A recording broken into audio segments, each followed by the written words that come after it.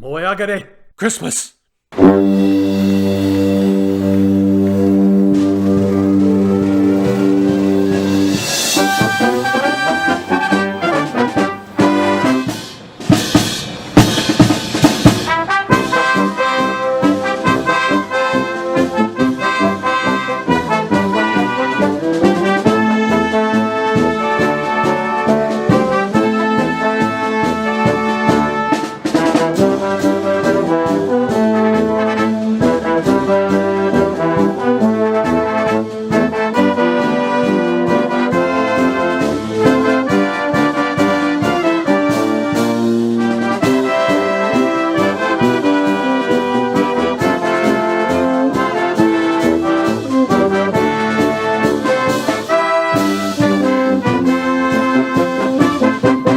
Ho, ho, ho!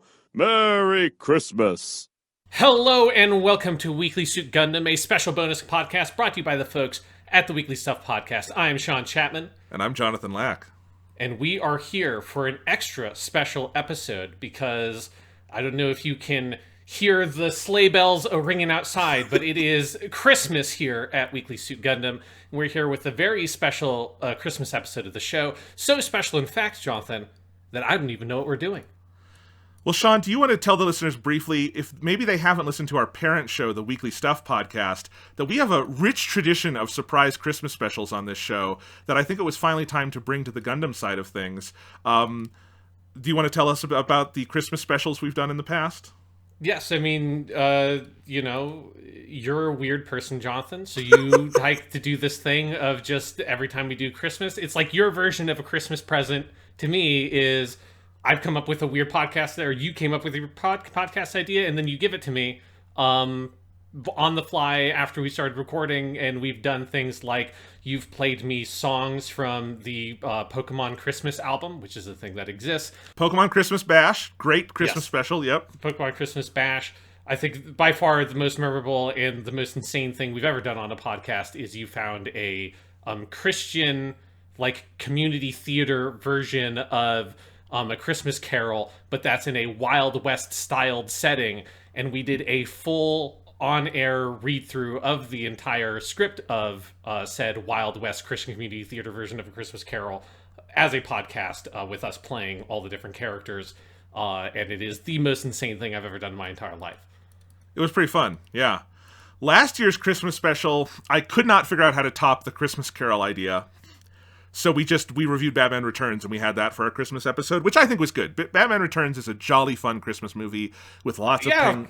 Yeah. So much fun, just lots of, Christmas-styled sexual euphemisms, as, you get in the holiday season. It's a great, great, good old time. But this year's Christmas special, I had the idea for days after the last Christmas recording, which was the Batman Returns one. And I kept a link open on my phone for like a good 6 months before I had the idea of finally just bookmark it on my desktop. So I could remember that we would come back to it at Christmas, which is, Sean, my idea is combining, two of our favorite things at this show, which is our Gundam podcasts and our stupid Christmas podcasts. There's been more of the Gundam ones, stupid Christmas ones. But let's combine those, peanut butter and jelly, because I did a random Google search about a year ago. Is there Gundam Christmas fanfic? There is.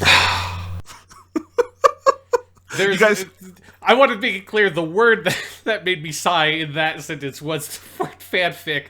Because, Gundam Christmas, I'm like, oh, that sounds exciting. Fanfic. Oh, okay. There's good fanfics out there. I wonder if there are good Gundam Christmas fanfics out there. Would you like to find out with me, Sean? I mean, no, but you're going to make me to anyways. All right, Sean, I have found... I worked through a lot of these, and I have narrowed it down to, I have a set here. We're probably not going to read all of these, certainly not all in their entirety, but I have a collection of ones that we can do. Looking through, most Gundam fan fiction is Gundam Wing, at least in English. I was not looking at Japanese fan fiction. But as you can imagine, most Gundam fan fiction is Gundam Wing. There's some Gundam SEED fan fiction. Sean, would you like to start with a Gundam Wing or a Gundam SEED Christmas fanfic? Well, let's go in chronological order, Jonathan. Gundam Wing came first, so let's start with What is Hiro Yui doing in the holiday season is the question I've never asked myself. So let's answer it right now. Let's answer right now. Sean, the one I have here, this is from a author named Sunhawk, who has a website. It's a blog that's very old at this point, where he had a bunch of Gundam Wing fanfic. And I found one. I don't think we're going to read this whole thing because it's fairly long.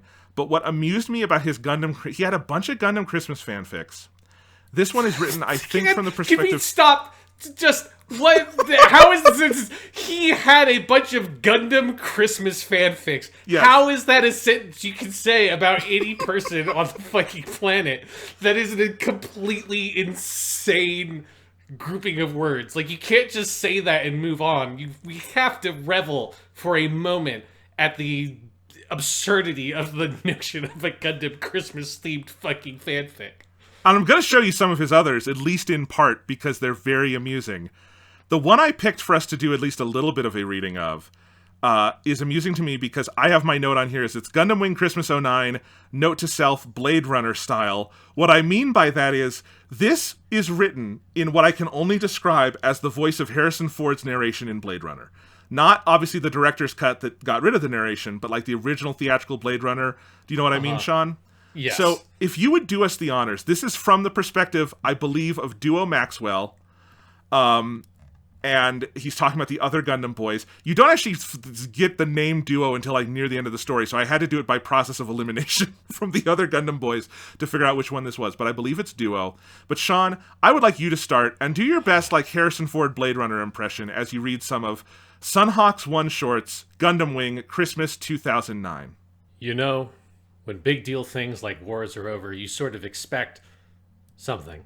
Something beyond the round of parties and award ceremonies.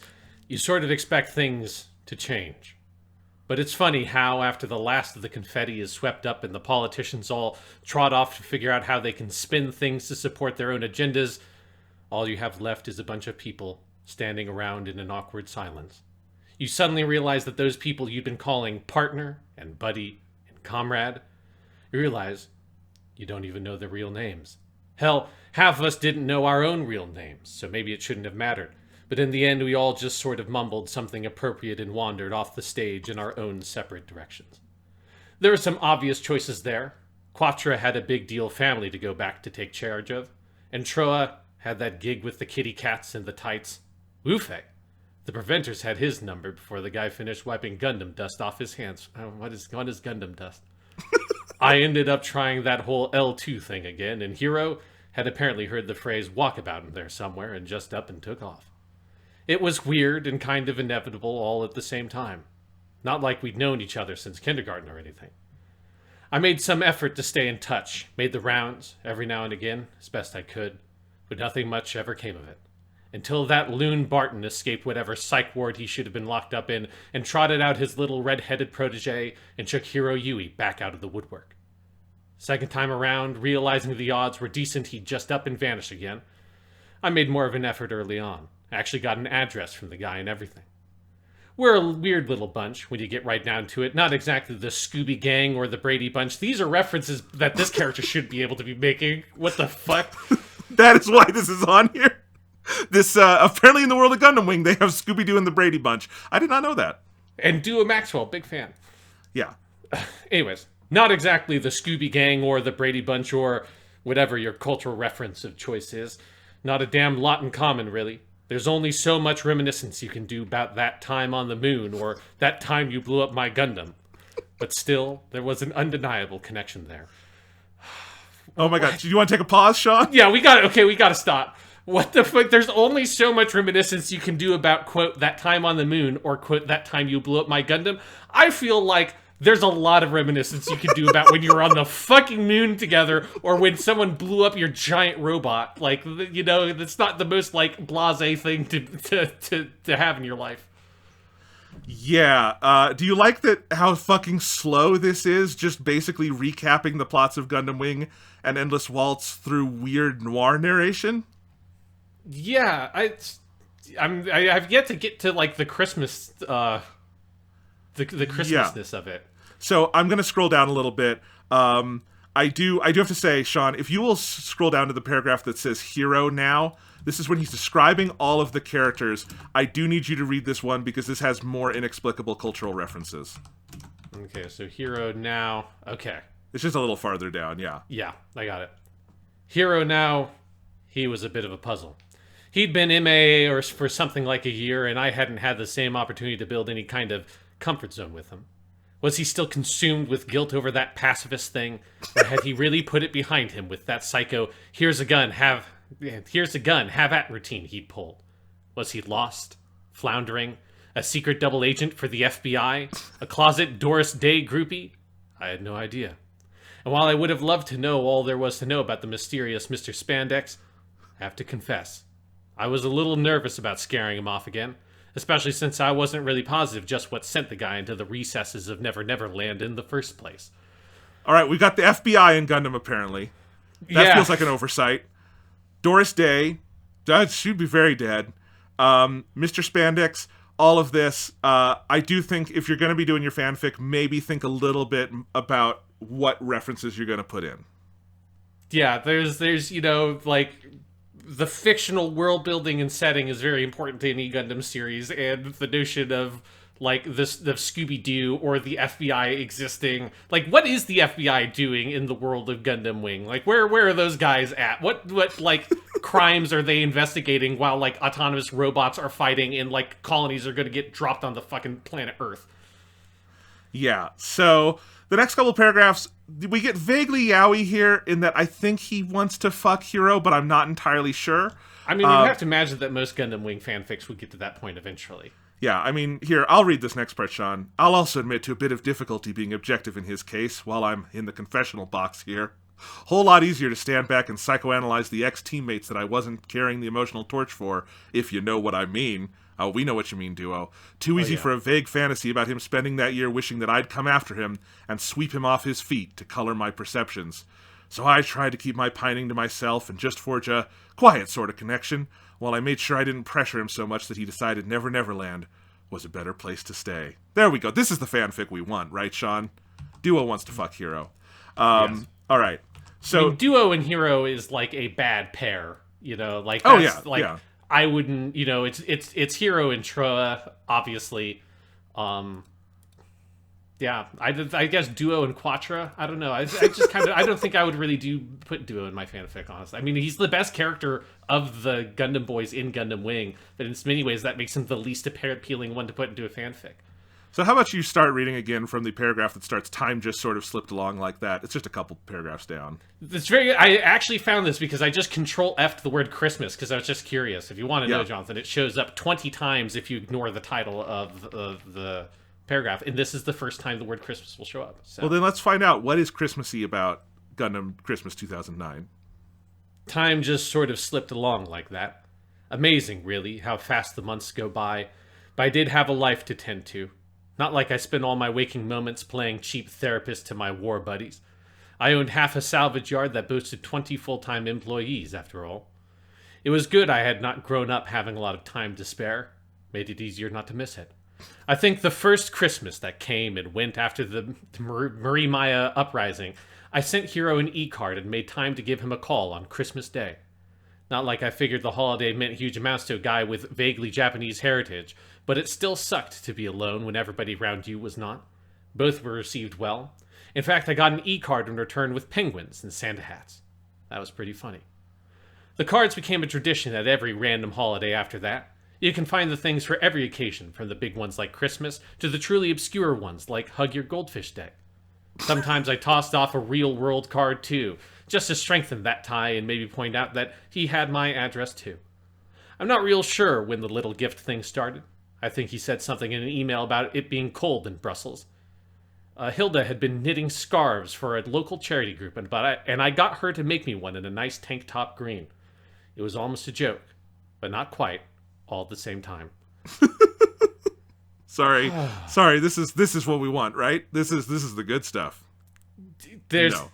it's I want to back up to the not like I figured the holiday meant huge amounts to a guy with vaguely Japanese heritage. Yeah, that came out of left field.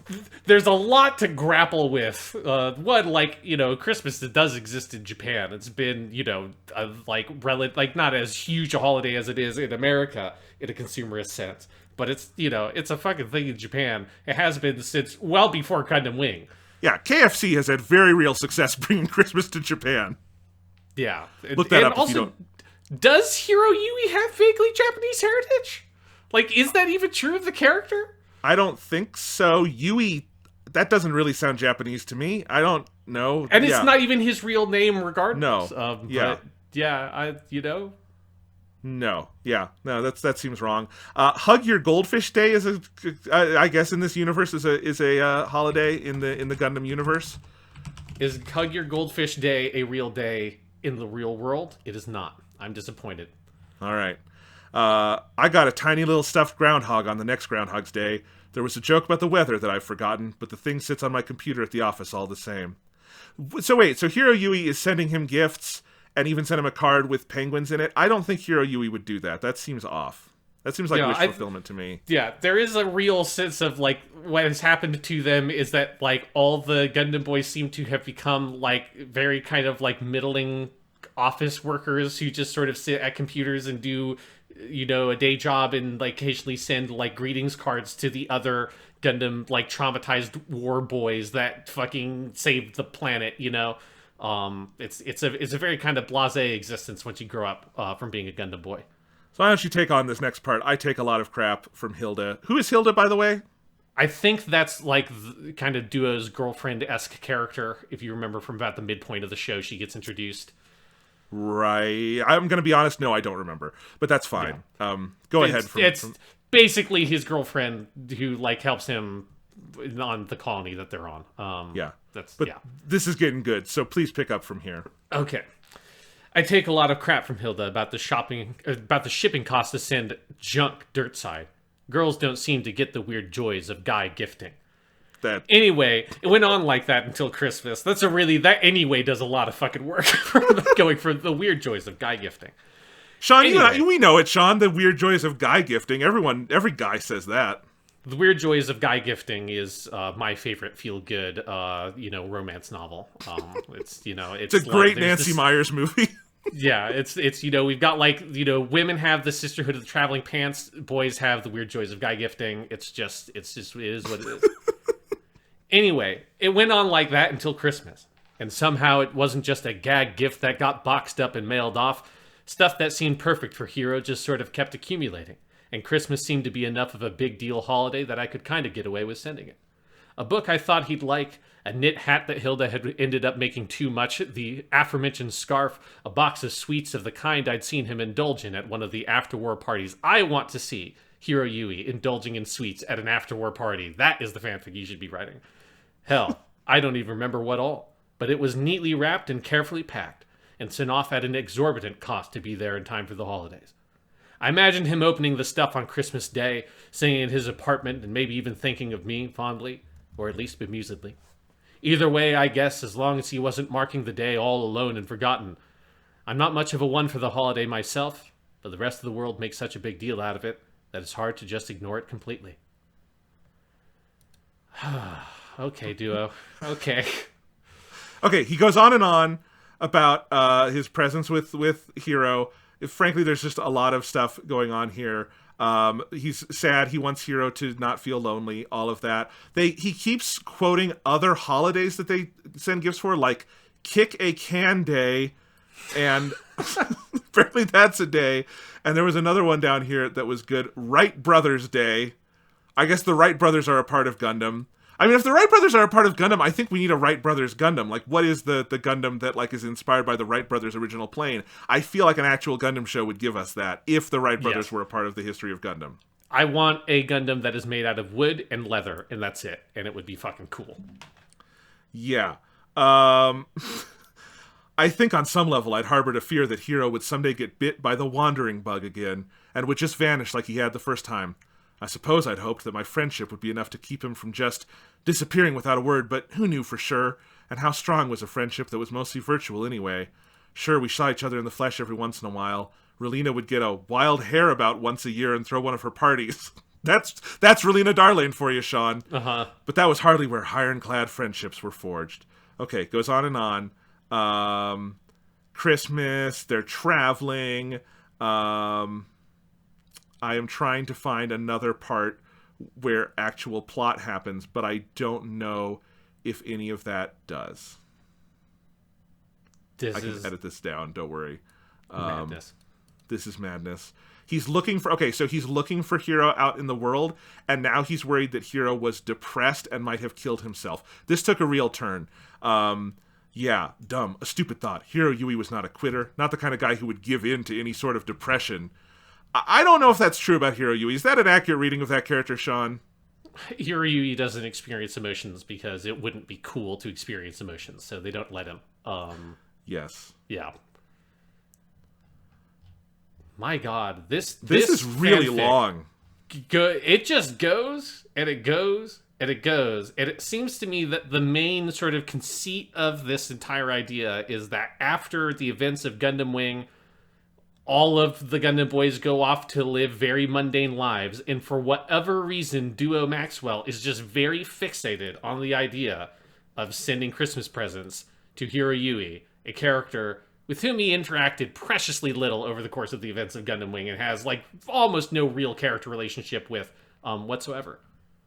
Okay, I know where we're picking this up. Sean, search in your thing for Beyond What I Had. There's going to be a paragraph starting with that. We're going to go to that. And the story has progressed to where he has found a Christmas party out in the town, and he did not expect Hiro to be there because he thought Hiro would be alone in his apartment, but he's not. He's out having a big Christmas party, and this is where they meet again, and seem like they're going to go back to their apartment to have sex. Let's find out if they do, Sean. You can start from here. Beyond what I had expected to find, there was the bigger question. What had I wanted to find? It was the touch of Hiro's hand on the small of my back that brought me out of my own musings. He was laughing at his neighbors and obviously ushering me toward wherever his apartment was in all the chaos. How about we let the poor guy stow his gear before you all drag him off and stuff him with Christmas cookies? He teased, and I found myself moving across the hall under his guidance. His apartment was the Christmas Carol one. It was another tilt to my reality. He'd been saying something, but the tree in the corner of his living room with the tasteful white and crystal ornaments distracted me. Everything was so not what I had thought, that I guess I was just floundering a little bit. I couldn't help the hesitation in the doorway of his place as he tugged on my backpack.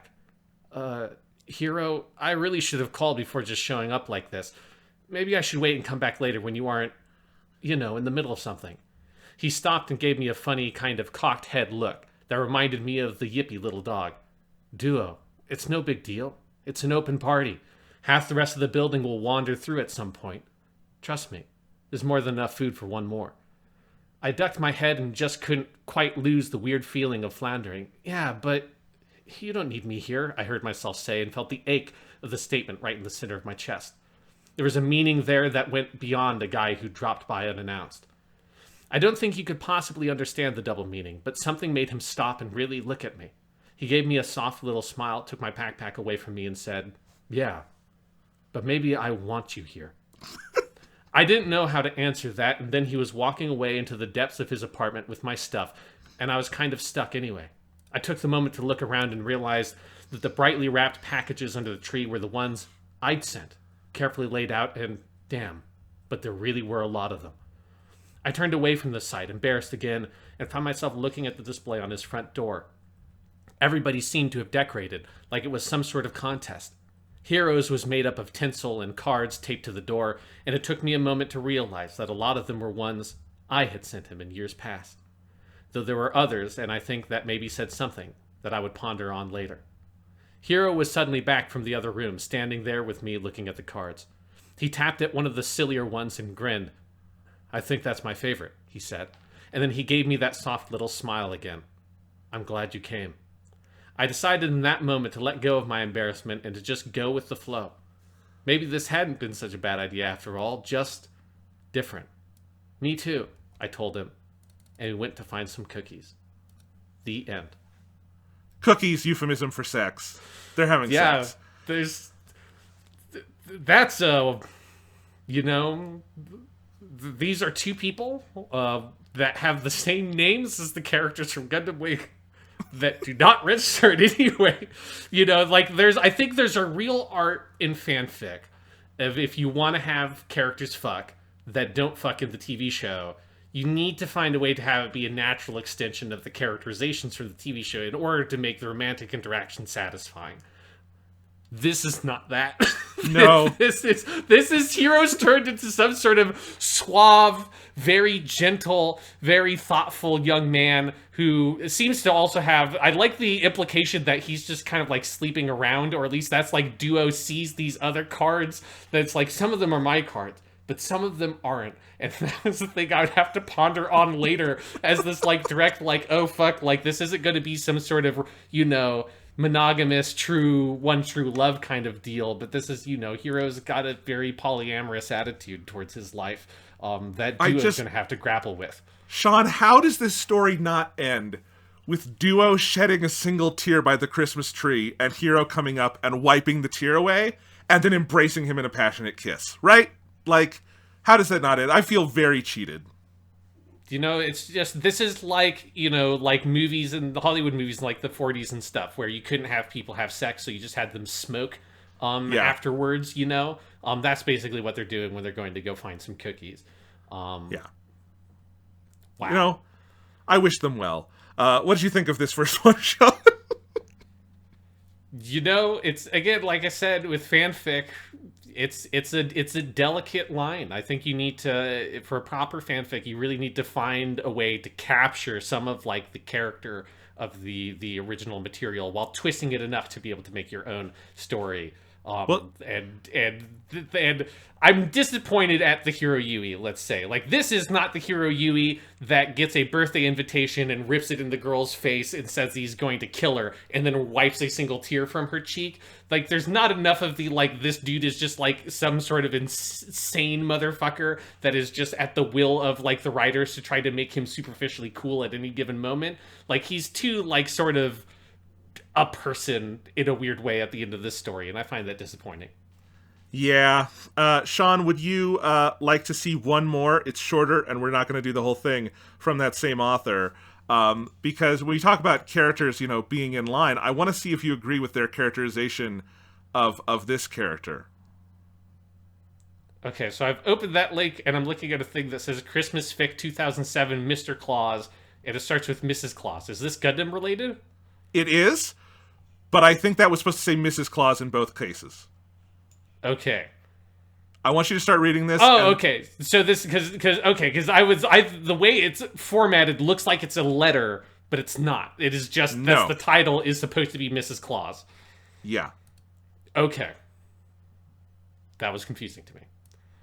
So do you want me to just start reading from the top? Just start it, and we're going to be so confused so fast, I don't know how far we're going to get into this. Okay. If there was ever a Mrs. Santa Claus, it would have to be Sally Poe. Okay, let's stop there. Sean, who is Sally Poe? I do not remember this. Sally Poe is the Earth, like she's on Earth. I think she's with like Wu Fei, but she's like basically like an older woman that like she's part of like a resistance or whatever, like an armed resistance, and she helps out some of the Gundam boys sometime. That is what I remember of Sally Poe. Like Gundam Wing, I don't have like a Gundam Wing Bible in front of me. I'm not in love with Gundam Wing, but that is my recollection of that character. But you've seen it twice and I've seen it once. So yes. That is, I will be honest, I looked up Sally Poe, I found a picture, and I realized I have absolutely no memory retention about this character. But apparently, if there ever was a Mrs. Santa Claus, it would have to be Sally Poe. Does that track? If you're going to pick a character in Gundam Wing that is the most similar to some sort of Mrs. Santa Claus, it would be Sally Poe is the closest. She's like an older woman that helps look after all the kids. So it's like she's got a mother-esque quality. So there we go. It would have to be Sally Poe. Woman is just in love with the season. Her office is decorated to the nines from the day after Thanksgiving. I hate that. Don't you hate that when people just like Thanksgiving's over and it's just immediately let's get right to Christmas? Like there needs to be some sort of inter-holiday break period. This is me editorializing. This is not the story. Sorry. I thought you were going to say, don't you hate that they've just got Thanksgiving in Gundam now, too? Like, what does that even mean? Point. It's an American holiday. Like, Christmas, at least I can understand, because it's tied to a religion that would assumedly, like, survive past the death of nations. Thanksgiving is a thing we do in America for an extra federal holiday in November. It's a very good point. You know, like I've already, my like sanity and sense of what Gundam Wing is has already deteriorated to the point that it didn't even stand out to me that Thanksgiving makes zero fucking sense. Okay. Her office is decorated to the nines from the day after Thanksgiving. And there are homemade treats brought into the office every day for the entire month of December. What office? She's a fucking, like, guerrilla fighter. Like, what office is she in? I teased her that she was probably solely responsible for raising the collective cholesterol level of the entire Preventer organization by 100 points in that 1 month alone. Of course, I usually did it around a mouthful of peanut brittle. I could generally stay away from the cookies and fudge, but my lord, the woman's homemade peanut brittle was to die for. I'm not normally much of one for the holidays myself, but I'm sure that's because I don't exactly have a ton of childhood reference points for it. When you're living on the streets, Christmas is pretty much just any other day. Though I'll admit panhandling is just a little bit easier that time of year. Where'd that come from? What the fuck? What character is this? Do you know? I do not. I looked, I can't figure it out because there's no, like, clear, I don't know. Because I'm trying to think of who would be the character that was panhandling when they were a kid. Is it maybe Troa, maybe? Because I'm looking through this and I can't find anyone, like, saying this person's name to them. Like, it's not Wu Fei, because Wu Fei comes in later. It must be Duo. Okay, it's Duo again. Yeah, it's just Duo again. It's just Duo again? Okay, so it's just Duo. So that's not until over halfway down the page that someone says his name.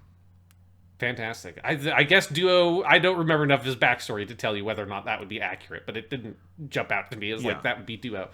So I assume that Sally and I are pretty well polar opposites on the whole holiday thing, because her childhood is also opposite from mine.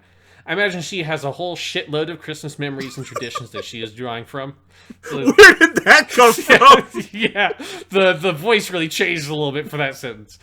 Not that I begrudge her that. It's actually sort of nice. A window into another kind of life for me. Gives me some hint of what things are supposed to be like for your average non-orphan type normal person.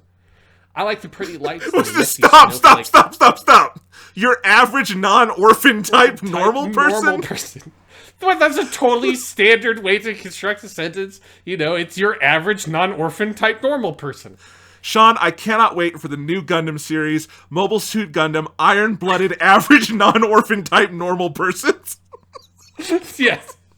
It's just about people on Mars working in an office. You know, it's just got, you know, there's a little bit of an inter-office romance that gets a little steamy. But it's just, you know, an everyday in the life of an average non-orphan type normal person. Yep. I like the pretty lights and the nifty snowflake cutouts she puts on the windows. I like the sappy Christmas music, the tinsel, and yes, the peanut brittle. But most of all, I like the way the whole sugary, cliched, silly mess makes Sally grin like she was 5 years old. It's oddly contagious. All right, I think we can stop from there for now. Okay. There's a bunch of other stuff that happens. I don't think we need to finish this one. It's not that interesting. There's a bunch of, like, minor characters who come in. There's a character named Garrison I also do not remember from the show who winds up being a part of this. Yeah.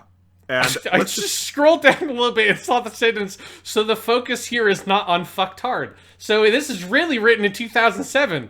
Wow. Wait, the word fucktard is in here? Yes. Yeah. Oh my god, it's in here it's in here 4 times! Yeah. When I do the Control F. So what it's the really, hell? This is a real blast from the past. 2007, that was a fucking thing. It starts with a sentence where he says, "So you're preaching to the choir here, Duo." Wu Fei grinned at me, and it made me stop and grin back. "Sorry," I said sheepishly, finally leaving the doorway to the office and going to lean against my desk where I could still see Wu Fei. The whole thing just pisses me off. But I know better than to email Garrison. He'll just question my spelling of the word fucktard and won't get my point at all. Yeah! How did we get here? How is this, like, in the same voice? Like, what the hell? What's okay. Also, how do you misspell fucktard? Yeah, later on, They're saying, they're talking about someone being attention-starved. What else would make a person do something so openly rude? Wu-Fei shrugged. I certainly don't understand the motivation. He had nothing to gain. I liked my fucktard explanation better, I grumbled. I liked my fucktard explanation better. Great sentence. But I suppose if you want to psychoanalyze him, there's probably some kind of frustrated artist thing going on there with that literary degree and... No, Hero interrupted. He's a fucktard. Now let's... No, I can't finish the sentence. No, Hero interrupted. He's a fucktard. Now let's go sign the sheet. And then I was thinking about ordering Sally some flowers. What the fuck? Like, just... I'm imagining... This feels like, did this person not actually watch, like, the English dub of Gundam Wing and instead watch some weird fan sub version? You know? Yes. Like, that feels like something that, like, they would put in to, like, you know, fuck with people and just, like, let's just put the most, like, ridiculous, offensive fucking curse language possible. Oh, man. Like the old Anime Labs Dragon Ball Z fan subs. There's some... I'm not going to say it here, because I don't want to have someone clip it out, but there's some good ones that Vegeta would use. Sean, will you scroll down to the very bottom of the page and just read like the last 4 paragraphs, starting from Wu-Fei and I. Wu-Fei and I exchanged a look, smiling helplessly at her wide grin and little blinking Christmas tree pin. Well, I guess people are just feeling the spirit this year, or something, I muttered, and Wu-Fei only just managed to contain an eye roll. Yes, he said, stepping in smoothly. You've done a wonderful job, Sally. It should be a lot of fun. I don't know how to say that line because I feel like Wu-Fei is always sarcastic, and I don't know if that's supposed to be sarcastic. Her grin widened. Why, thank you, Wu-Fei, she said, and then turned to continue down the hall, juggling file folders and a coffee mug that said, Head Elf. After a few steps, she glanced back and her grin changed to a warm smile. And thanks for signing up, guys. But you know, I already decided I wasn't going to let one asshole ruin my holidays. I had to grin. But she was right all the way around. Anybody who would attempt to spoil somebody else's joy for no good reason really was just an asshole. And Sally Poe totally owned Christmas. Sean, the goal of this is not to mock the entire, like, enterprise of fan fiction. I understand. Look, there's plenty of people who do fun fanfic online, and especially, if that's what gets your rocks off, more power to you. But... What are the circumstances that leads you to write a Sally Poe themed Christmas Gundam fanfic with the word fucktard featured 4 times? I guess that's where I question, like, the internet is just a weird place. Yeah, and it's like, I just...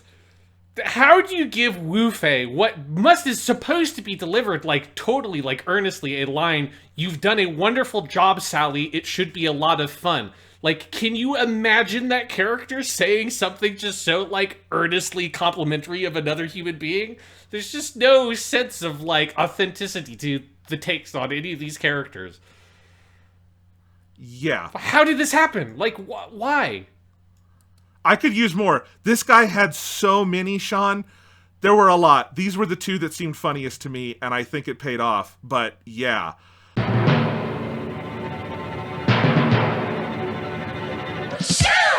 Ho, ho, ho, ho. I think that's it for now. Would you like to do a Gundam Seed Christmas fanfic with me? I mean, Gundam Seed is a better TV show than Gundam Wing, so it would only extend, then, that a Gundam Seed fanfic would be better than a Gundam Wing fanfic. Yes. This one is 11 pages long. We absolutely will not be reading the whole thing, but we're going to read at least to the second page because there is a line that I was a little unsure whether I wanted to do this whole exercise, and then I saw this line and I laughed so hard so long that I woke someone up, and then I realized we had to do this podcast. This was like at 3 a.m. yesterday. So, Sean, would you help me read Mayhem Under the Mistletoe, and maybe we can just alternate lines here because it's characters going back and forth? Okay, sure. All right. Why don't you start us off here with Mayhem Under the Mistletoe by Elven Girl 10 on fanfiction.net. Okay. This presents an area of hazard, Rao commented. What do you mean? Asked Andrew, looking up from the book he was reading. Rao said nothing, but merely pointed over to the double doors where Othran unknowingly stood unknowingly under some mistletoe. Andrew, now understanding Rao's point, nodded. Let the chaos begin, he said, indicating Cogley. Othran! Oh, hey, Cogley. Othran smiled. Cogley ran up to him. Almost ready for tomorrow? Yeah, I finally finished wrapping everyone's presents, including yours. Oh, yeah. Yours is ready, too. Othran blushed, mentally kicking himself. He knew he'd forgotten something. Cogli smiled. Othrin, do you know what you're standing under? Othrin blinked and looked up, finally noticing the mistletoe. He looked back down at Cogli and smiled. Cogli leaned closer and closed her eyes. Othrin leant down. Their lips were about to touch. Othrin! What? Oh, hi, Mir. Indeed, Mir Campbell had latched firmly onto Athrin's neck. She smiled sardonically at Cogli, who glared back at her. Othrin gulped. He was not in a good spot.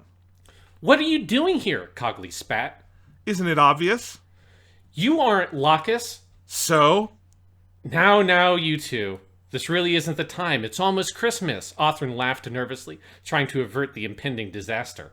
Othrin, came a chorus of voices belonging to that of Luna Maria and Mayrian Hawk. Athrin sighed. Now he's got a problem, said Andrew. Indeed, Rao agreed, and he's trapped, too. I want to say every time the word two is used, it's T-O, and they always mean T-O-O, but that's, Also, how are all these characters together? Like, Raul Lecruze was still fucking long dead at this point.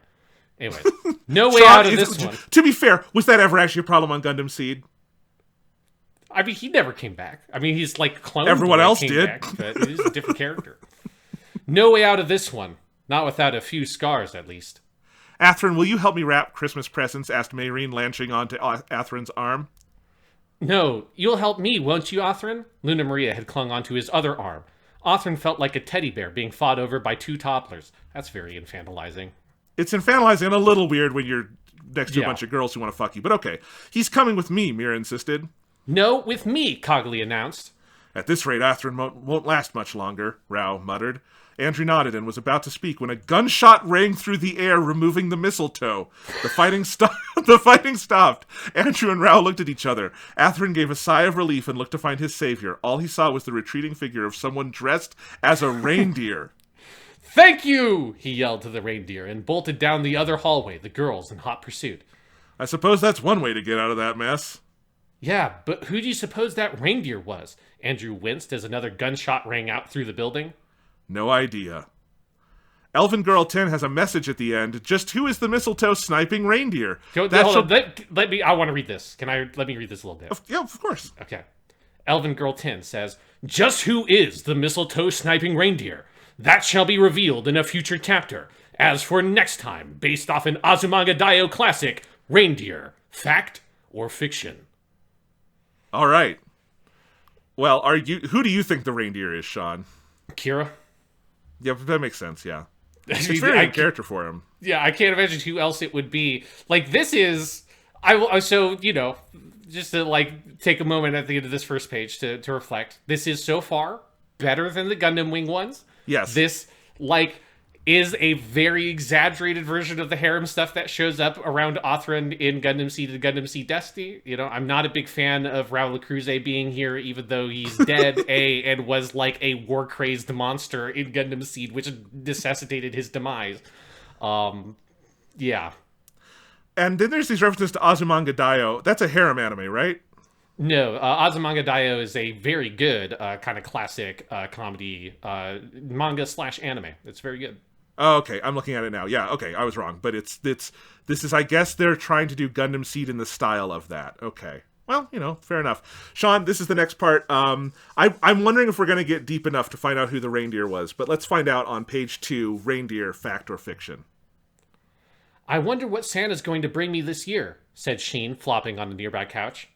I asked for Athrin, Luna Maria sighed. Ray and Shin exchanged glances. Luna Maria was obsessed. They'd heard about the mistletoe incident. Did you ask for anything, Ray? Asked Sheen, a childlike innocence in his eye. Well, Ray began. You still believe in Santa, Sheen? Hayne inquired, coming into the room. Wait, is that the guy who dies in 2 episodes in Sea Destiny? Is that who Haina is? Yeah. I'm pretty sure that's who that character is. Don't you know that he's really your parents? Sheen winced. Ray shook his head. You're wrong, Haina. I need to pause there. The joke about Sheen's parents, that killed me when I was reading this. That don't you know it's just your parents? Sheen winced. What a casual invocation of the darkest thing in Gundam SEED Destiny. Yes, he's just sudden flash to bloodied severed arms on the ground from the explosion that killed his parents. Yeah. Sorry, Sean, go ahead. And is this wrong. A different Ray, by the way? Who is Ray?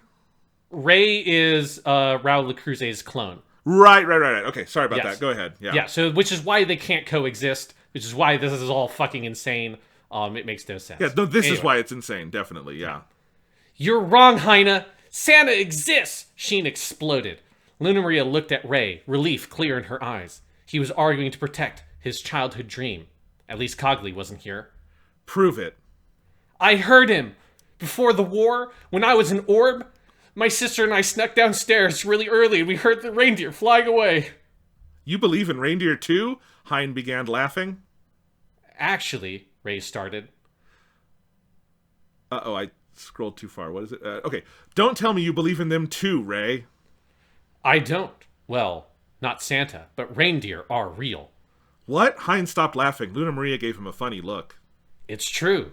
They don't fly, but they still exist. They look like a cross between an elk and a moose. I do not think that is an accurate description of a reindeer, but okay. No. Are you They sure? just kind of look like mooses, honestly. Yeah. Are you sure? Yes. Ask anyone. Hein ran out of the room, determined to find out. Arthur, do reindeer exist? Yes. Why? Arthur received no response. Heine had moved on. Captain Talia, are reindeer real? Yes, Heine, they are. You find them up north. Chairman Durandal, is there such a thing as reindeer? Indeed. Why do you ask? No reason. Hey, Othran, do you know if reindeer exist? Heine had to run to catch up to Othran. Think so. Why? Long story. Where are you going? Shopping. I forgot Cogley's present. Sucks to be you. Good luck. Okay, so we have this whole sequence. Chairman Durandal entering here to be asked about Raider. Did they go to a... Where is Chairman Durandal? Is he on the ship with them? I mean, he's dead, but it's okay. It's Gundam SEED. No one's ever dead. I really... The causality here is really messing with me. Also, why is someone so convinced reindeer are fake? You know, some of these people are from colonies, I'm guessing, is like what the joke is supposed to be, so they don't know about reindeer being actually real. Yeah. You know? Yeah. All right. Heine came back into the room where Ray, Shin, and Luna Maria were, tired and out of breath. He glared at the three of him. I think that means three of them. Yeah. You may have won this round, but there will be another, he exclaimed before flopping on the couch beside Sheen, who shot a dirty look at him. Sheen got up and moved to the other couch. What's wrong, Sheen? Luna Maria asked. Luna, said Sheen in a quiet voice. What? Santa's real, right? Okay, I don't think we were going to do more of this, but I need to know, why is Sheen Asuka, of all people, so invested in Santa being real? Yeah, this is where, like, I feel like Sheen is not the guy who's, like, so childish that he still thinks that Santa's real. Sheen is, like, the asshole who knows that Santa isn't real, but is, like determined to make sure that everybody else is, just destroys the whole dream. He's just like, hey, you know that Santa's not real, right? And will, like, go up to, like, an 8-year-old kid and, like, push it on them because, you know, he's the asshole. Yeah. Sean, skip ahead to chapter 5, because that's where we pick up with Sheen. The stuff in between is filler with holiday shopping. No, okay. Yeah. Okay, I'm on chapter 5. All right. Why don't you be Sheen here for us? Okay. Luna, Santa's real, right? Okay, so this is literally just picking up. Yeah. Sheen asked quietly. Luna looked up at Ray, who shrugged. Both were at a loss. Well, Luna began. I still can't believe that you think Santa's real, Heine sighed. Grow up, Sheen. You're such a kid. No, I'm not. Santa's real. At least believing in him is better than believing in the Great Pumpkin. Okay, random pop culture reference. Irk. Heine winced. Sheen had hit a sore spot. Ray and Luna both sighed. This argument was getting out of hand. Ray was just about to step in when the door opened. Wait, does this mean that one of them did believe in the Great Pumpkin and that's why it's a sore spot? I think it's that Heine believes in the Great Pumpkin, which I'm going to very quickly just Google Heine SEED Destiny and make sure that this is the character I'm thinking it is. Because it is. Okay, yes. So I'm not crazy. It is the guy who's around for like 2 episodes and gets killed, and he's in like a fake goof, and he gets killed almost immediately, and his like, you know, silhouette is like spread across the sky, like it's like, oh no, Heine, like that is who that guy is, and he has more lines already in this fucking fanfic than he did in the actual show. He does, and apparently he's really into the Great Pumpkin.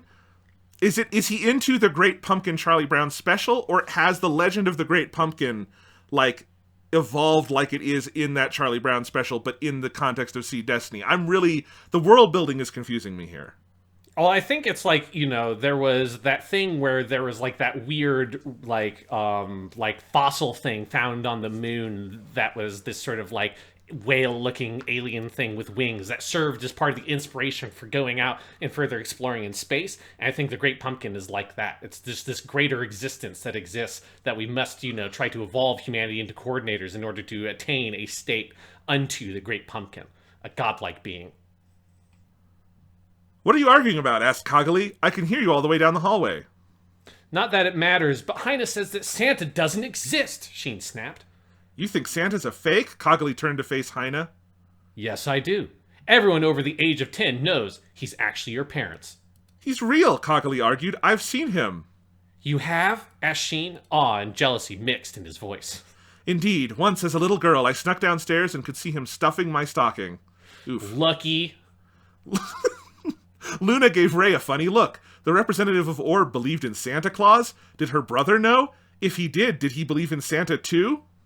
You're both insane, Heine concluded. Sheen and Kagli snapped. A string of insults came from the two of them. This you now counted. Fucktard! Yeah. I'm sorry, it exactly. doesn't say that, but I feel like in the spirit of the season we have to add that in. This now counted as a rare and unprecedented event. Sheen Asuka and Kagli Yula Atha were actually agreeing with each other. The argument persisted for approximately 10 more minutes and showed no signs of ending. Ray and Luna left, mostly out of boredom. I understand. The arguments were wearing thin. Guess I'll see you in the morning then, said Luna, turning to head to her room. Luna, wait, said Ray, his voice somewhat wavering. Luna stopped. Ray hardly, if ever, used her nickname. She turned back around. What is it? Well, it's just I wanted to apologize for some of the things I've said to you and just say thanks for just being there for me and all. Ray? Luna smiled softly and hugged him. This is a character interaction that would never happen. Ray smiled and returned the hug. You don't have to apologize. She glanced upward and grinned. Ray followed her gaze and blushed. They were standing under some mistletoe. Ray leaned down, Luna smiled, and closed her eyes. Bang! Ray hugged Luna close so that only he was hit by the small bits of ceiling. They both turned around to see the retreating figure of a reindeer. They looked up. The mistletoe was gone. They looked at each other and began to laugh. The one thought remained on their minds. Who was that mistletoe snipping reindeer? I think it's supposed to say sniping, but it says snipping. I think it is better as the mistletoe snipping reindeer. All right, chapter 6 is called Santa Waltfield's Coming to Town. That's actually that's pretty funny. That puts a smile on my face. But I want to move on. We're not going on from this shot until we find out who the reindeer is. I think we have to figure that out. Okay. I mean, it's got to be Kira, right? Kira hasn't showed up yet. Yeah. Let's go to chapter 7. This one has another reindeer moment, it looks like. Okay. Mistletoe mayhem on Christmas morn. Rao, wake up! Rao reluctantly opened his eyes, only to meet the gaze of Andrew Waltfeld, now beardless, though still wearing the hat. I think that's from chapter 6, which we skipped. Andrew, how'd you get out of there? Dunno. I can't really remember. What time is it? 9 a.m. on Christmas Day. Rao shook his head and looked around. He was sitting against the wall of the front hall. Have I been here all night? Vaguely, Rao tried to piece together last night's events. He remembered Andrew's cry for help and his attempt to contact Moo and Kira. The walkie-talkie had finally kicked the bucket, so cell phones were used instead. Okay, thanks. What? Apparently they have cell phones. There was a walkie-talkie that it didn't work, so they all have cell phones. They were going to try to remove Andrew's pillows, but Rao couldn't see where Andrew was from his angle on the roof. Rao was going to come down, and they would figure out what to do from there. Rao remembered hearing something and slipping as he came down the ladder, grabbing onto it just in time. Looking up to see what it was, Rao thought he saw a blinking red light, and that's when things started to get fuzzy. I think so. I was found in the living room. I kind of remember a booming voice and then someone forcing me down the chimney. Do you think it could have been? There's no way. I can't believe I'm saying this, but should we be checking the roof for sleigh tracks? Might as well. I mean, Sheen and Kagli have been showing Heine Santa photos. Bang! Thus does the reindeer strike again. Who? Yes, pause. Yes. Thus does the reindeer strike again. Yes, make the Gundam OVA, Mobile Suit Gundam, thus does the Reindeer strike again, Yes. please. Yeah. Who was denied this time? Rao and Andrew looked around the corner to Dirka hugging Mir very tightly. Who is that reindeer? Andrew asked rhetorically. So now I'm imagining that this is like, I'm moving on from this chapter. I'm imagining that this is like anime, and instead of who's that Pokemon, it's who is that darn reindeer at the eye catch every break. Yeah, I have to say, Jonathan, so far, this is a fucking masterpiece. This is amazing.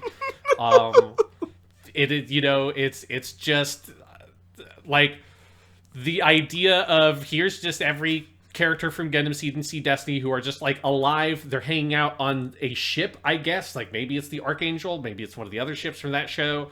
And everyone's just horny for everyone else, and everyone just wants to make out under the mistletoe. But there's just a mysterious reindeer that is running around and shooting the mistletoe every time someone's going to get some. This is just brilliant. Let's go to chapter 9, which starts with a dialogue between the writer Elven Girl and Isaac. Okay, I'll be Elven Girl. Well, I hate to admit it, but this fic is coming to a close. Yep, there are 3 chapters left, including this one. It's about it. Sorry about picking on you. I can't help it. Yeah, you and your friend, name withheld, henceforth known as Aerith. Aerith, Of course. I know what you two have planned for me. Elven Girl looks away. I don't know what you're talking about. At any rate, I'm dedicating Sheen's adventure in the chapter to my friend, name withheld, henceforth known as Cloud. Cloud, because he inspired the dialogue, though his plans are far more elaborate. I should say, if you couldn't tell from the general tenor of the whole thing, this was written in 2005. Yes. All right. I could tell from being on the internet and everyone using Final Fantasy VII names is a very, early 2000s thing. All right. This chapter is called Fun in the Snow. All right, here's the plan, Sheen said, glancing at his teammates, Ray, Luna Maria, Stellar, I guess that's supposed to be Stella, Sting, and Azul, I think is what that's supposed to be. When Othrin and the others are looking, Sheen trailed off, checking to see if the said people were eavesdropping.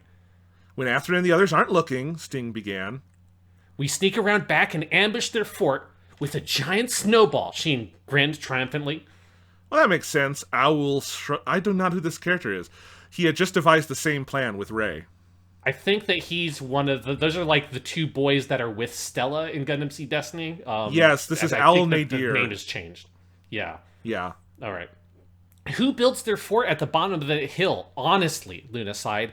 They clearly aren't that good at land tactics. What are they up to, Stella? Shin asked. It looks like they're just talking. Oh, and a fight's broken out between Izak and Othran. Perfect, then we strike now. Stellar, Sting, Ray, you guys come with me. Why do I have to stay behind? Owie whined. It's all right, Owl, you can go. I'll stay here with Luna, Ray smiled, giving a sidelong glance to Luna, who smiled back. Really? Thanks, Ray. Owl ran happily out of the fort. Ray turned to Luna and held up some mistletoe. This time we won't be interrupted. Bang! Not too far away, Gilbert and Talia were taking a... Is that Talia? Yeah, Talia. We're taking a walk. I should say that was that was not the author's mistake. She did spell it right. It's just small text. Gilbert and Talia were walking away, or were taking a walk. Neither of them spoke, each enjoying the other's silent company. It was almost always like this. Gilbert opened his mouth to say something. Whap! A snowball hit him square in the back of the head. He turned around to see who threw it. No one was there. Gilbert turned around to speak again. Again, the same thing happened. After the 3rd time, and Talia letting out a small giggle, Gilbert sighed. Talia, you can go on ahead. All right, Gilbert. Is he going to kill all the kids? That's how this should end. Yeah. I think he noticed us, Rao whispered to Andrew. Indeed, Moo, you threw too soon. Sorry. Still, it is 3-on-1. True enough. Get ready. He's about to return fire. So Rao, Moo, and Andrew are on their own snowball team. You know, in the weird reality of this fanfic, that does make sense. Yeah, absolutely, Raul LaCruz and Mula Flaga, there's just nothing between those 2 characters that would prevent them from having fun snow-based hijinks at all. It's not as if one of them is a clone of the other that, despises him for being, the real son, and has driven him to madness and tried to destroy the entire, world out of spite of his own existence. That just definitely didn't happen. Also, one of them killed the other brutally. Yes. All right. I think this counts as the best snowman I have ever made, Cogley grinned, placing a scarf around the snowman's neck. Really? This is my first, said Nicole. Oh, he's alive too, I guess. Oh yeah, you didn't help with the ones outside Kira and Othrin's fort. The snow guard? Those are impressive. They didn't put a fucking big space there. That's still my line. Sorry, Sean. You think so? I spent a good couple of hours. Coggley was interrupted by a large rumbling sound and turned around only to see a large snowball demolish her snow guards and a good portion of the fort, along with Kira, Othrin, and Dirka running for their lives. Wow. She looked up and saw Sheen standing there with Sting, Owl, and Stellar. Sheen noticed Coggley and bolted away. Run while you still can, Sheen Asuka. Run while you still can. This is getting dramatic. I think we gotta have to finish this one, Sean. Yeah. With Chapter 10... Oh, Chapter 10 doesn't have a fun title! What the hell? Oh, man. Just getting real. This is like when you have an episode of an anime, but it's like running over time so you don't have the opening animation at the beginning. Like, that's what's happening here. Yeah. Alright. What happened to you guys? Asked Azrael, watching Gilbert, Andrew, Moo, and Rao wander inside, covered in snow. Just got into a little fight is all, said Andrew. All fun and games, you know. Yeah, it was fun until Rao decided to turn traitor, Moo snapped. Then it was hilarious, Rao grinned, wiping the snow off his coat. No one noticed Dirka sneaking down the hall with an armful of Christmas lights. What's he doing with those? The evening progressed quite normally and with little mishap. Dinner was well cooked this time, not takeout. Okay. Wait! Wait, what do they mean by takeout? Where are they? How do you get... Who's delivering takeout to the Archangel? Is there Gundam DoorDash? I mean, they do all have cell phones. This has now been established, so... No one seemed to notice that one person would leave every now and then and come back at least half an hour later, somewhat more tired. Okay. After dinner, everyone meandered into a state of calm. Andrew, Rao, and Gilbert had started a game of Risk. Okay. You know what? If they have Risk, I can imagine those three characters playing Risk. While Ray, I would not want to play fucking Gilbert Durandal in a game of Risk. I feel like you'd lose. While Ray, Dirka, Owl, and Luna settled down to play Scrabble, Shin and Stellar cuddled by the fireplace, while Moo and Murue watched the snow fall from the window. Finally, 11 o'clock was reached. 1 hour till midnight. I have to say, it is a crime to not use her name Ramius, instead call her Murue, because it's like that's an impossible name to try to pronounce, but that's Captain Ramius. And also, I'm very upset that we're going full on Sheen and Stella and not getting my Sheen and Luna Maria ship. Like, this is fucked up. Yeah. I'm sorry, This Sean. is like a legit ship. It's like real. Like, the actors are married in real life. They wouldn't have known this at the time because they weren't married when this was written, but still, you fucked up. Sheen and Luna Maria for life. Anyways, now would be a good time to set up the fireworks, suggested Kira, responding to their call, I'm guessing. The word is C-U-E-M. Initially, it looks like a dirty word. Yes. I think it's supposed to be call, but it's wrong, yeah. Yeah, it's just someone smacked the keyboard really hard and produced some word letters. Responding to their call, Azrael, Rao, and Moo got up to leave. Lacus smiled at Kira, who put his arm around her. Othrin went looking for Coggley, who was playing cards with Murdoch and Natarla. He gently tapped her on the shoulder and then brought her a little distance from the group. What is it, Athrin? Coggley, I realize I've kind of been a jerk to you lately. Athrin, what are you talking about? I don't remember you being a jerk. Wishy-washy, maybe, but not a jerk. Well, I mean, with Mayreen and Mir... Exactly, you're being wishy-washy, Athrin. I can forgive that. You're worrying over nothing. Coggley. I love you, Athrin. I love you too. Othrin pulled Coggley closer. So what if it wasn't midnight yet? Othrin looked up. He'd finally get to kiss Coggley under the mistletoe. Bang! Or maybe not. Who the hell is that reindeer? I thought I'd gotten them all, Andrew muttered. It had been his job to remove the mistletoe. But I don't think he's the reindeer. It's saying that he's Andrew, and he's... Okay, they're getting rid of the mistletoe so the reindeer will stop shooting things. This feels dangerous. I feel like, what if the reindeer missed and just shot one of his friends in the head? I mean, it doesn't matter. Half these characters are dead anyway, but still. How much fucking mistletoe did they hang up in the first place that this is such a problem? That this is like the 8th or 9th time that mistletoe has been shot mysteriously by a reindeer to prevent characters from being able to make out.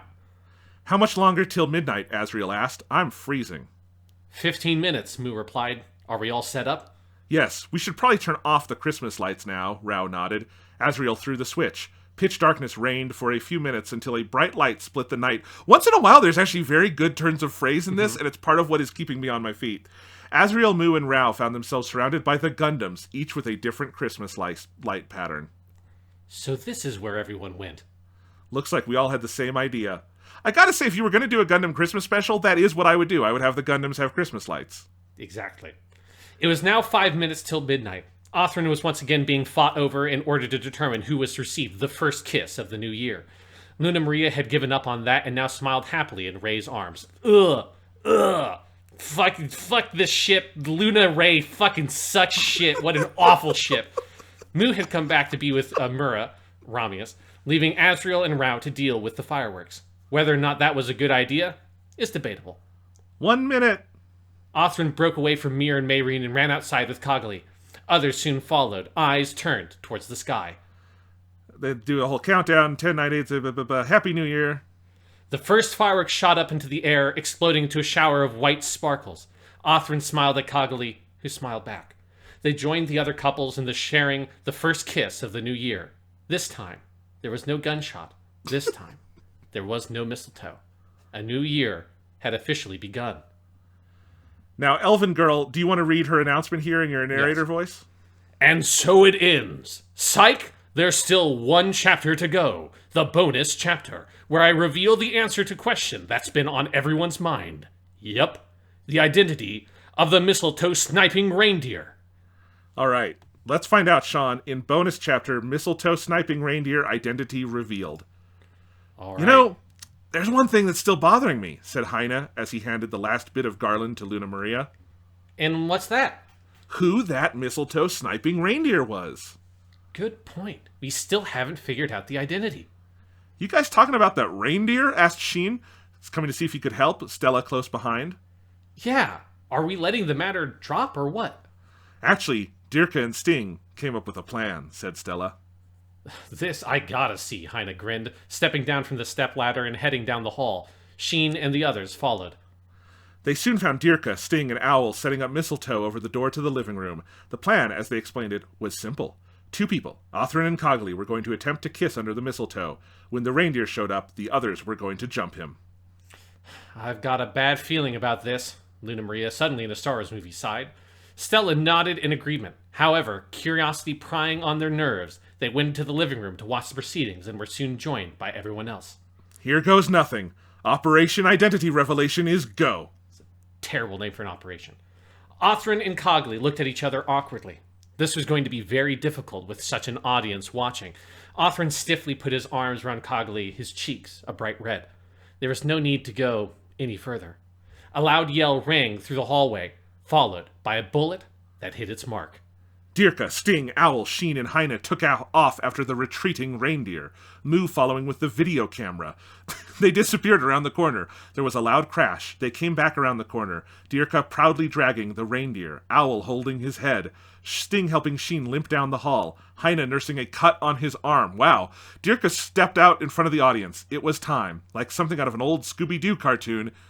This is two Gundam fanfics, two Gundam Christmas fanfics with Scooby-Doo references. Yep. Okay. Like something out of an old Scooby-Doo cartoon, Dirka whipped off the mask. Everyone gasped. It was... Izak? What? You're the reindeer? Yes, I am the reindeer, and I've sworn to shoot down every piece of mistletoe I see. But why? On all levels, why? I agree, on all levels, why? I can't stand it. Out of everyone, I'm pretty much the only one who doesn't have a girlfriend. Zala's got Kagli, Dirka, you've got Muriel, and I don't have anyone. So, since you can't be kissed under the mistletoe, no one can? Exactly. He's learned well, Rao smiled before Andrew elbowed him in the ribs. That's the best line of this whole thing. Why the reindeer suit, then? Had to hide my identity somehow. Ah, cheer up, Dirka clapped his friend on the back. I'm sorry that this was bothering you. Look, I promise that we'll have you a girlfriend by Valentine's Day. Count on it. Okay, I got two problems with this. One, Izak, disappointing revelation. It should have been Kira. That's the intentional misdirect. Two, how does that not end with Dirka pulling him in for a hug and just making out with him right there? It's a fucking fanfic. They have to. No one got gay in this fanfic. I feel like I've been cheated. Yeah, I would say overall, this was better than the Gundam Wing ones because there are like characters in this that like I mean I don't know if they're like exactly like the characters from the TV show in any way, shape, or form, but they more closely resemble that than the Gundam Wing one, which was just nothing. But yeah, I like the premise of a mysterious reindeer that is shooting the fucking mistletoe. Someone tries to make out, but it does sort of take all the fun out of fanfics, which in this kind of fanfic is all about having all of your characters make out and realizing the ships that you want to realize, like Sheen and Luna Maria, the true ship of Gundam Seed Destiny, that this fucking piece of shit doesn't even give us. I feel like, Sean, this is going to drive you to, like, write actual fanfic now. I could. You could, yeah. Sean, for our final one today, would you like to end? I did actually find the G Gundam Christmas Carol, the correct link for it. I have that, and I have a Gundam Wing Christmas Carol. Would you like to do a little of both, or all of one? I'll go by what you want, because I haven't read these, so I don't know. Okay. I am going to send you the link for I want to read at least the beginning of the Gundam Wing one, because I have to admit, this is the one that made me have the idea for this whole thing, because it made me laugh very hard in how stupid it is. Also, I will just give you right now, Hero Yui is spelled wrong through the entire thing. It is Hero, Herro, the entire time, and it is never not distracting. Okay. So Chapter 1, A Gundam Scrooge. Okay. Do you want to switch off or just have me read it? Just have you read it for this one. Okay. We'll switch off for the other one. Snow fell upon the streets of the city. Children ran through the snow, crying out in joy. Their parents followed, smiling and talking about the holiday coming the following day. It was the best of holidays. It was Christmas. Everyone was enjoying this time of year, the time when family and friends came together, the time when people bought gifts for each other, the time when people held parties to celebrate the best of days. Yes, everyone was enjoying this time of year. Everyone. Except one. Hero Yui now sat in his apartment typing away at his laptop. Many people saw this as strange. It had been 2 years since the Great War, 1 year since the war with Marmia, and yet Hero worked as if a war was still going on. He was also trying to ignore the outside world. Hero never really liked Christmas. Maybe it was because he never understood the holiday, but who could if they were raised to be the perfect soldier? Here, how about I do the dialogue here? Okay, yeah. Okay. A waste of time and money, he muttered. When people could be doing something useful like their jobs. Hero became irritated as he thought more and more about the holiday. Everyone is getting off work for Christmas, he said. Wu Fei and the other preventers are getting off. Lucrezia and Miliardo are getting off. I thought they were going to continue the getting off thing, and that would have made me laugh. Lucrezia and Miliardo are coming back from the terraforming project just to celebrate on their home planet. Even that darn woman is getting off from her peacekeeping ways to celebrate Christmas. Well, the misogynistic bit to Hero Yui is a more realistic characterization than the other Gundam Wing ones we've seen. So far, this is way closer to Hero Yui. Yes, yeah. But at that mention, Hero stopped typing. He sat still for a moment, then looked up at the ceiling. Relina. He sighed. This is Hero Yui, yes! Just, all of his dialogue should just be him looking off into the middle distance and mumbling related to himself. Like, this person fucking gets it. All right. Do you want to keep on going? Yeah, keep on going. This is good. Okay. The name sent a chill up his spine, like nothing else did. He wouldn't admit it, but over the years he had fallen in love with the vice foreign minister. Her long hair, her strong will, her beautiful voice. He loved them all. But unfortunately, he couldn't tell her. This was because of 2 reasons. First, he thought telling her he loved her made him look weak.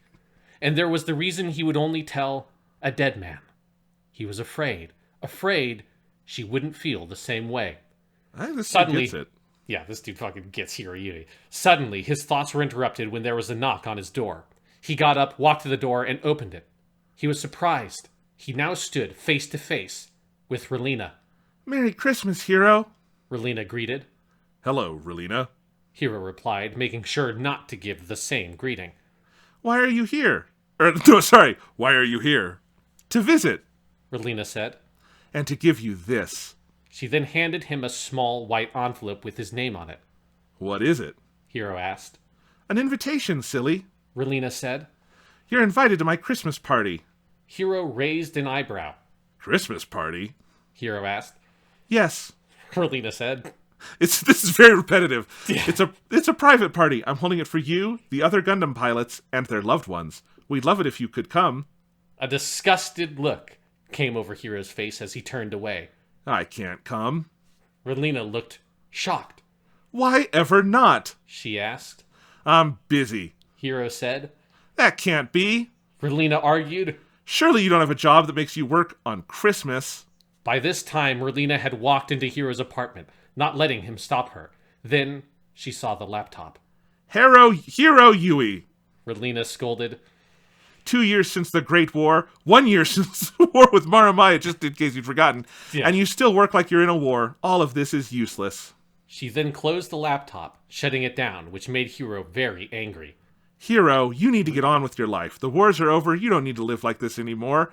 Don't you tell me how to live. And for one thing, I don't want to go to a stupid party, especially for it's celebrating such a stupid holiday. If you ask me, Christmas is a waste of time and money when people could be doing something useful. Instead, they get off work to be with their loved ones. It's stupid. Why, I'll kiss your brother before I go to a party for such a stupid holiday, let alone celebrate it. For a moment, Relina was silent. Then a look of anger came over her face. Fine, then. Stay here. Don't come to the party, or even celebrate Christmas. You can sulk in your bitterness for all I care. She then stormed to the door, but as she opened it, she turned around and shouted, And if you ask me, you're no different than Ebenezer Scrooge, who canonically exists in this universe. She then ran out, slamming the door. For a moment, Hero felt sorry for making Relina mad, but soon brushed it away. He then turned his laptop back on and continued typing. But his eyes kept wandering to the invitation. But he quickly looked back at his laptop. But, this is very repetitive, but curiosity got the better of him as he finally opened the envelope. Inside was a card. On the front was a beautiful Christmas tree. As he opened the card, he saw there was writing inside. It said, "Please come to Miss Relina Peacecroft's Thank You Gundam's Christmas Party." Thank You Gundam's Christmas Party. Is that what we should call this episode, Sean? Yes. All right.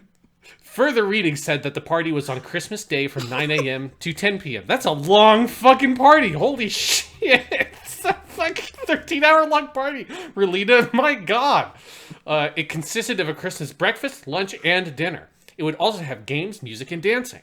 Now, Hero tossed the invitation away and continued typing. Hero worked late into the night until about 11:30. He then That's not late. What? That's not late into the night at all. Who thinks that 11:30 is late into the night? He then shut down his laptop and took a shower. Afterward, he got on his pajamas and got into his bed. This is the idea. Wait, how does Hero Yui have pajamas? What the fuck?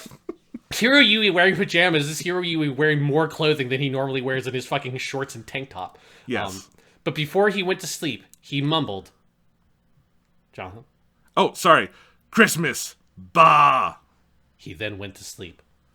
Okay, we need to do at least the next page, or some of it, because it's really funny. Yeah, I've got to say, so far, I do think that they capture a lot of the characterization of Hero here. I am disappointed that he didn't rip the Christmas invitation up in her face and tell her that he was going to kill her. But this is here at the end of the series, so it makes sense he wouldn't do that. At least not tell kill her. I think he might still tear the thing up. Yes. Chapter 2. A Horrid Past. He was asleep for about half an hour, but then, even though he was asleep, he could sense that someone was there. His eyes darted open. Your eyes don't dart open. That's not how you should use that verb. His eyes darted open to see a man he thought was dead. It was Dr. J. Dr. J? Hero asked sleepily as he sat up. Yes, Hero, I have come to see you. But I thought you were dead. I am. I have come back from the dead to warn you. Warn me? Warn me of what? Warn you of your current future. For if it doesn't change, your fate will be the same as mine. Same as yours? What do you mean? All right, how about you be Dr. J for this? Okay. Hero, in my life I have done a great many sins. Because of this I have been condemned to the depths of hell for all eternity. You are also destined for this fate, unless you change. Hero gave the man a weird look. How do I know you aren't a dream? This is not a... Oh. This is not a dream, Hero. And I say the truth, you must change. What must I do? Tonight, you will be visited by 3 spirits. They will be the ones who will save you. The first spirit shall come when the clock strikes 1. Then Dr. J simply disappeared. All right, so I just want to go through this and find out who the 3 ghosts are, because I feel like that's the value of a good Christmas Carol story, right? Yes. Okay. He slept for an hour. Then his digital clock, I like that they specified it's digital, struck 1. Suddenly there was a flash that woke Hero up. He sat up and looked to his side. He then saw something that made him gasp. Floating beside him was the little girl he killed years ago. Holy shit. This got real, Sean. Okay, yeah, so the ghost of Christmas past is a girl that he killed as his life as like an assassin in the colonies, I guess? I guess so. All right. That's fine. Let's move on and see if we can find Ghost of Christmas Present. Chapter 3, A Tragic Present. Suddenly his living room was filled with light, and Hero heard a familiar voice. Ha ha ha. Come on out and know me better, man. They're just quoting Dickens at this point. Okay. Oh God, Hero groaned. Not him. He then got out and walked into his living room. All the lights were lit up, all the furniture had been replaced by a long table. On it were the foods of a Christmas feast, and at the front of the table was the man Hero dreaded, Duo Maxwell. What? Is Duo dead? What? Did Duo die sometime in the intervening war? I guess so. Yeah, it sounds like this is Duo. He's very cheerful. He loves Christmas. That seems to be the focus here. There's a bunch of stuff. Now let's find out who the Ghost of Christmas Present is. A devastating future. That's a good title. How about you read from here for us, Sean? Yeah. Hero looked around. The spirit was gone. He began to walk forward, then he heard footsteps in the snow behind him. He jumped, making a 180-degree turn. He now faced a black-robed figure, but after closer look, he could see the face of Wu Fei under the black hood. Are you the ghost of Christmas yet to come? As the spirit slowly nodded. Then I am to go with you. Spirit, I fear and respect you more than any specter I have met tonight. Now, okay, this is lazy. Yeah. Now they're just using the Dickens. Fuck off with this. Come on. Make it Gundam-esque. Come on, right? I appreciate that Wu Fei is the... I mean, it doesn't make any sense why he'd be the Ghost of Christmas future. I would have made it, oh god, what's his name? The guy who's like the main villain, but he's not really the villain. He dies. He's the rich fucker that Wu Fei fights, and he dies at the end of the movie, or at the end of the series, and he's in the tall geese at the end of the series. That's like the blue one. I cannot remember that dude's name at all. Okay. Sean, if you want to skip to the final chapter here, I want to go to the end, and I'm just going to summarize some of this because it is so funny. Relina and Hero, Hero reforms, Relina and Hero get together. Relina has 2 gifts for Hero. No. Hero has 2 gifts for Relina. First is that, no, you know what? We just have to read this, Sean. This is too good. If you scroll down to the part that starts with "Now I'll give you 2 gifts," it has a bold there. We need to read this. Okay. Now I'll give you your 2 gifts. Relina made a wide smile at that. First, Hero said, I give you this. Then Hero wrapped his arm around Relina and pulled her into the most passionate kiss a man could give. The 2 could hear cheers behind them. When he let go of the kiss, Hero stared into Relina's eyes, or starred as they say, but stared into Relina's eyes and said, I love you, Relina. I have since the day I met you. I can only hope that you love me too. Relina looked at Hero and then made the biggest smile of her life. Oh, Hero, of course I love you, she exclaimed. I've always loved you. Hero smiled, knowing he was still not finished. Those were the 2 best presents I ever got in my life, Relina said. What do you mean? Hero asked. That was only 1 gift. Relina looked confused. Then what's the other gift? She asked. Then Hero surprised everyone when he got down on 1 knee and got a small black box out of his pocket. He then opened it to reveal a diamond ring. Relina, Hero said, I can promise you now that I will love you for the rest of my life. So now I ask you this, Relina Peacecroft. Will you marry me? Relina was silent in shock for a moment, then tears of joy began to flow down her face. Yes, she exclaimed. Oh God, yes. She then threw her arms around Hero. Then Hero made the biggest smile he had made in his life and also released a few stray tears. Okay, time out. In 1 paragraph, we've had the phrase, made the biggest smile he had made in his life or in her life. Is that a normal expression? You made the biggest smile you ever made in your life. That is a weird way to say that. It is a very weird way to say that. You are correct. Yeah. Then he looked at everyone else at the party. They were staring at them, silent in awe. What are you all doing? Hero asked. It's Christmas! Celebrate! And with that, everyone cheered. The day went on just as planned. There were games, music, and even some dancing. And there was the Christmas breakfast and lunch. So are, like, the other Gundam boys here? Because apparently they're dead, because they're the ghosts of Christmas fucking present and future. I'm going to assume... So yeah. Duo and Wu-Fei are dead because they're the ghosts. I'm just going to assume the other two are here. Yeah. But not... Yeah. Now everyone sat at a long table for the Christmas dinner. And at the front sat Hiro and Relina. Everyone became silent as Hiro stood up. "Hello, everyone," Hiro greeted. "Thank you for letting me join you in this celebration for the greatest of holidays, Gundam Day. I can imagine that it doesn't say that, but that's what it says in my head. I can imagine what you all have thought of me. Yesterday, Relina gave me an example. She called me Ebenezer Scrooge. Everyone laughed except Relina. She just blushed. I know I have been a horrible person for the past few years. What do you mean the past few years? When you were a child, you were a literal assassin here, Yui. I've been a horrible person for my entire life, is what he should have said." Hiro continued. "But last night, 2 men and a young girl showed me that if I didn't change, a horrible future would follow. So now I've come with a happier soul and a thankful heart. So now I call a toast. Merry Christmas and God bless everyone." And so ends a Gundam Christmas carol. So, as Hiro Yui would say, Merry Christmas and God bless everyone. The end. Do you like just repeating the final line twice? Yes. So, I mean, this does directly basically say that Duo and Wu-Fei are dead. And this is just what it is. You know, we got only 3 of our Gundam boys that apparently might be at this Gundam Christmas party. Yeah. All right, let's finish with a little G Gundam, get one more in here. This link should actually work this time, and we're just going to do the first page because it's stupid, but it makes me laugh. It's so horribly written, it's hard to see, but we will try to, I think let's just try to alternate between lines here. Okay, how do we alternate between, it's like a wall of text almost. Yeah, just roughly, we'll figure it out. Okay. Master Asia was dead to begin with. Dead and buried. When Master was alive, he'd had an apprentice named Domon Kashu. Domon walked down the street to his business, glaring angrily at everyone. He gave nothing the poor, starving people and ignored the needy ones who lined the street. The Neo-Japanese Gundam fighter had always been stingy and greedy. Had he? And on this cold December the 24th, he had no time for anyone. This was a very busy time for him.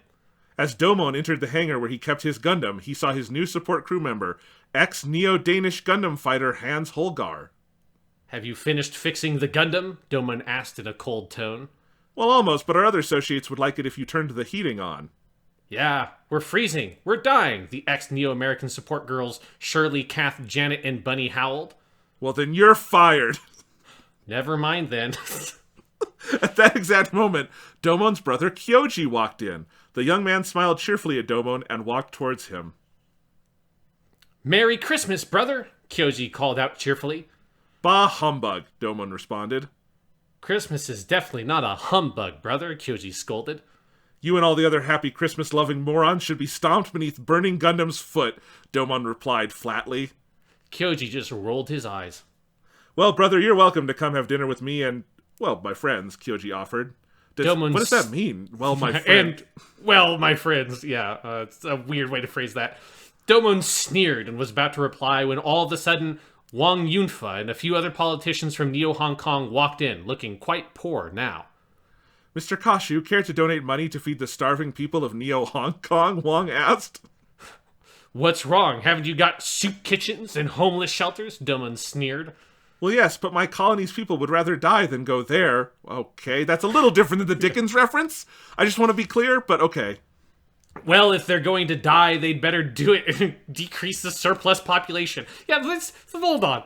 What is being said here? Since, like, there exist, like, support structures, like soup kitchens and homeless shelters, but people would rather die of starvation than to take advantage of soup kitchens and homeless shelters. Like, and that's not Domon saying that. That's the guy who's, trying to get money. What the fuck? Because in the original Dickens, what that is it's the, like, asylums and the workhouses, which, like, makes sense. Yeah, you'd rather die, but a soup kitchen, like, that's just where you go to get soup. What the fuck? Okay. Let's see. Okay. As soon as Wang had left, Hans approached Domon. Sir, I was wondering if I could take the day off tomorrow, it being Christmas and all." Whatever, Domon sneered as he exited the building and began walking home. That's a very abridged version of the Dickens. When Domon reached the door and was about to open it, Master Asia's face suddenly appeared on the door knocker. Domon freaked out, but Master's head soon disappeared. Domon shook his head. It was over, and was all right, and all was right. However, Domon was weary. Oh, I was just... No, go ahead. Okay. However, Domon was wary, and he decided to his home. Or to his house. I don't know what's... He decided to go to his house, I guess is what's trying to be said there. He turned on all the lights and looked around. He found nothing. So he sat down and began to eat his dinner.